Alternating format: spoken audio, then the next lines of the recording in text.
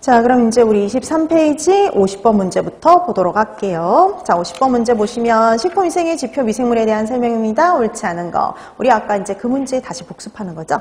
자, 1번. 대장균군은 외계, 동결에 대한 저항성은 약해요. 누구보다요? 장구균보다 약하나 검출해내기 쉽습니다. 그래서 우리가 얘 같은 경우는 분리, 동정이 비교적 쉬운 편이었죠. 검사 방법도 간단하며 식품 매개, 장관계, 병원균과의 관련성이 일반적으로 큰 편이었어요.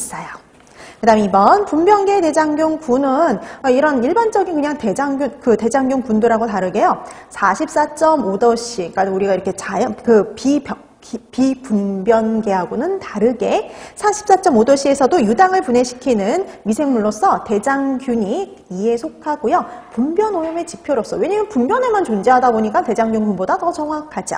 그 다음에 3번 대장균군의 분포가 반드시 분변 오염과 일치하지 않는 경우가 있는 것과 달리 장구균의 분포는 사랑, 가축의 분변에 의한 오염과 관계가 상당히 높은 편이다 라고 얘기를 했었죠.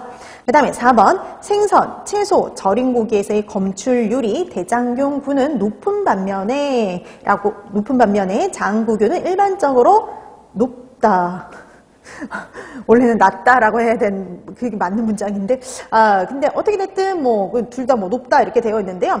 생선, 채소, 절인 고기에서 검출률이 대장균은 높지 않아요. 그 생선, 채소, 절인 고기에서 다 대장균군은 검출률이 낮다라고 되어야 되죠. 그래서 낮은 반면에 장구균은 일반적으로 높은 편이다라고 보시면 됩니다. 그래서 생선이나 채소에 그리고 절인 고기에서 장구균은 검출률이 좀 높은 편에 해당이 됐었죠. 자, 그에 비해서 대장균군은 낮은 편이었습니다. 그래서 50번에 옳지 않은 거 4번이 되죠. 그래서 50번의 답 4번이었어요. 그 다음에 51번 여기서부터 이제 식품의 변질과 관련된 말이 나옵니다. 변질.